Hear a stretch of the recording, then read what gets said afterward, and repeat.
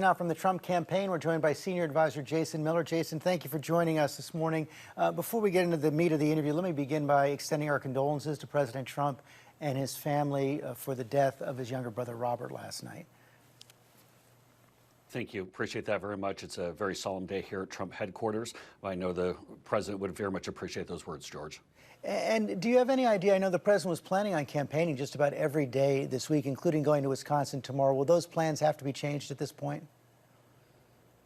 I haven't spoken with the president yet this morning, so I don't know if things will change for this coming week, but I imagine we'll probably be putting some more information out there later this afternoon, possibly first thing tomorrow morning, but I don't have any changes at the moment. Okay, let's talk about Bernie Sanders right now. You heard him right there. He said the president was undermining democracy by defunding the Postal Service. How do you respond?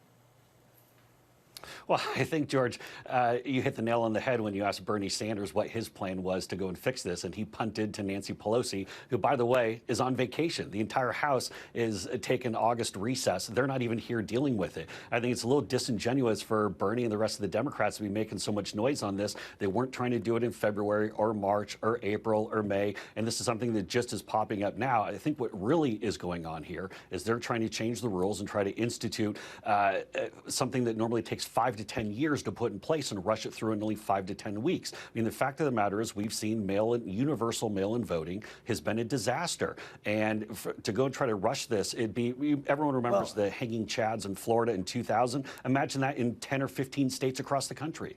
Well, in fact, Jason, the Democrats did take action earlier in the spring. The House passed a $25 billion emergency funding bill for the Postal Service. And it's not just the Democrats who are raising concerns about this right now. It's Mitt Romney, who is the nominee for the Republican Party in 2012, has responded to these claims of possible widespread voter fraud. Let's take a look.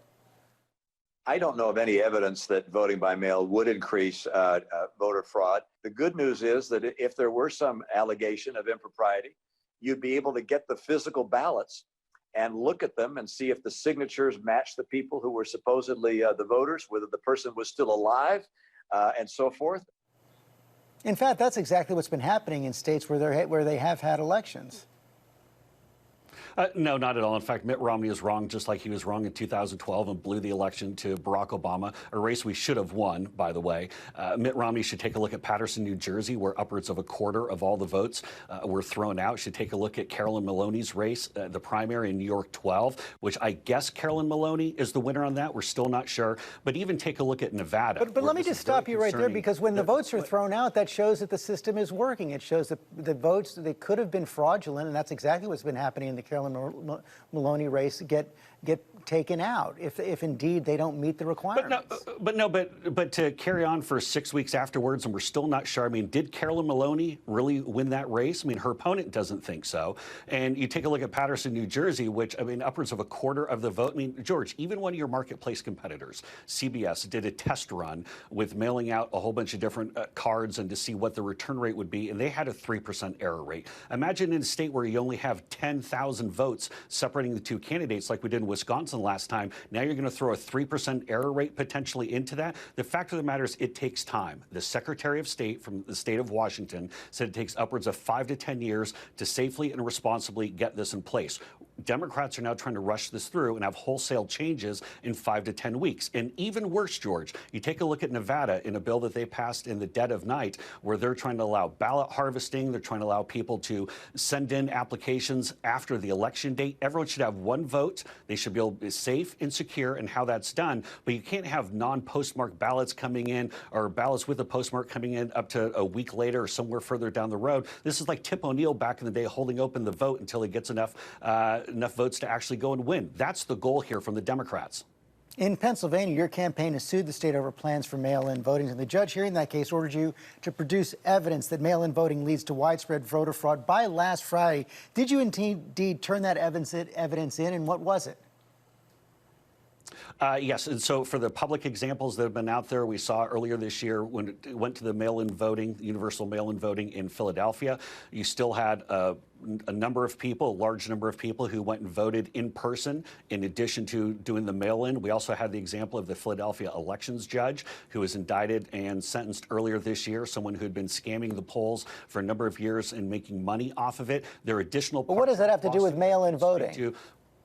But I'm telling, there were additional aspects of fraud that were presented in that case, but I can't discuss that right now, as that's still not public yet. The president, the vice president, many of his top advisors have voted by mail all the time. And your campaign is also encouraging voters in states like North Carolina to vote by mail. Doesn't that undercut the president's case? No, not at all. What the president is talking about is universal vote by mail. And just to be clear on this, because some folks might not be following the inside baseball, despite the avalanche of news coverage, this is where we literally have tens of thousands, hundreds of thousands, millions of live ballots being sent out. And then to people, and look, it could be going to someone who no longer lives at that location. It could be going to dead people. I mean, it could be going to, we've seen where dogs and even cats have received official communications from registrars or from Secretary of States. It takes a long time for states to be able to put this together safely and securely. And to go and rush this through, it's a disaster waiting to happen, George.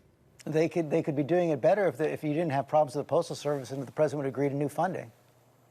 Well, but George, the president's already said that he's willing to give more funding. Why aren't the Democrats back in Washington trying to come up with a solution then? This is all about politics. And George, here's the thing. I think that, respectfully speaking, I think that the media is being taken for a ride by the Democratic Party. They don't want to talk about Joe Biden heading into the Democratic convention. The fact that Joe Biden doesn't have anyone on the Sunday shows even today talking about his candidacy is because it's a complete disaster. 30 years ago, George, you had a great slogan.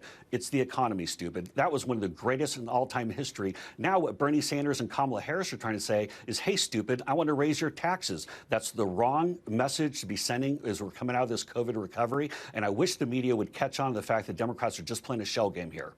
Well, right now, you said they're limping into the convention, but the national polling average has them up about 8 points over President Trump right now. We're actually in a better place than we were 4 years ago, so I like it. But look, going into all the trend lines are looking very positive, particularly in the battlegrounds where they're leading or within the margin of error of every state that we need to get to 270. So we've seen a lot of progress. In particular, I like where we are in Minnesota, like where we are in Michigan. Things are definitely moving in the right direction. But I'd also point out that Joe Biden knows that he has real problems with his own base, that he has problems with his candidacy. That's why he's running advertisements reaching out to African Americans in the general election. Not something you normally see from Democrats in a general election, but he knows his base is weak. That's why he had to pick a radical progressive like Kamala Harris come on as his VP, because he knows his numbers are very soft with his progressive base. So we feel good about where things are going. Now, the Democrats will get a bump this week in the polls, for sure. I mean, this is something historically Democrats get a nice bump from the convention. I wouldn't be surprised if it's upwards even of 8 to 10 points. I do think it will be a pretty sizable bump. But look, this convention might play well in Brooklyn, New York. Not so much in Brooklyn, Iowa. Well, what are you seeing? All the glitz and the trimmings. Yeah. What are you seeing that we're not seeing? You talk about the battleground states. The polling averages have Joe Biden up about 5 or 6 points in Florida. He's up a couple of points in North Carolina. He's up in Michigan. He's up in Pennsylvania. He's up in Wisconsin. He's up in Minnesota, where you just talked about as well.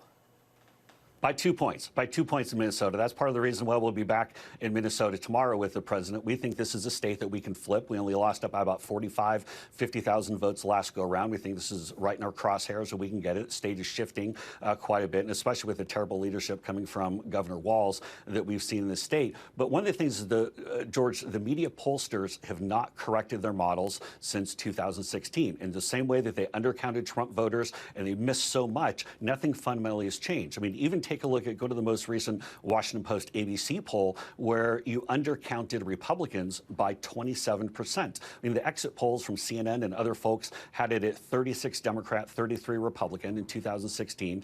And the most recent national survey that we saw from ABC and Washington Post only had a 24% Republican sampling. There is no scenario where 27% of Republicans have all just magically gone poof and disappeared in the last 4 years. So what we're looking at are models that were correct in 2016. We believe will be correct in 2020. We feel good about where we are. Finally, before we go, the president was asked yesterday whether he thinks that Kamala Harris, for the second time, is eligible to run for president. Here's what he said. Will you say now that Kamala Harris is eligible to run and be vice president or president based on being born in Oakland, California? So I have nothing to do with that. I read something about it. The lawyer happens to be a brilliant lawyer, as you probably know. He wrote an article saying there could be a problem. It's not something that I'm going to be pursuing. Hey, during the 2016 primaries, the president raised similar questions about Ted Cruz. You were working for Ted Cruz at the time. You responded to those allegations then forcefully. Even Lindsey Graham says now that Kamala is unequivocally an American citizen eligible to run. Why can't the president say clearly, unequivocally, she is eligible to run for president? Well, he did. He said last night at his press conference that it's not something that the campaign is. But that's not what he said. He's spending any time into. No, I'm telling you exactly what he said. He said it's not something the campaign is pursuing, not something that we brought up. It's not something. But he did not say she is eligible to run for president. George, he made very clear it's not something that he has brought up. This is something the media keeps bringing up, whether to him in his press conferences or even in interview formats like this where it's being brought up. It is not something that anyone in our campaign is talking about. The president said that he doesn't. It's not something that pursuing, not something that we're interested in. And in our opinion, it is case closed, end of story. And the only folks who keep bringing it up are the media. Well, it's good to hear you say it is case closed. In fact, your campaign, a lawyer on your campaign, did retweet the article that raised the questions about whether or not Kamala Harris was eligible. She wasn't speaking for the campaign. I am. Okay, Jason Miller, thanks very much. Hi, everyone. George Stephanopoulos here. Thanks for checking out the ABC News YouTube channel. If you'd like to get more videos, show highlights, and watch live event coverage, click on the right over here to subscribe to our channel. And don't forget to download the ABC News app for breaking news alerts. Thanks for watching.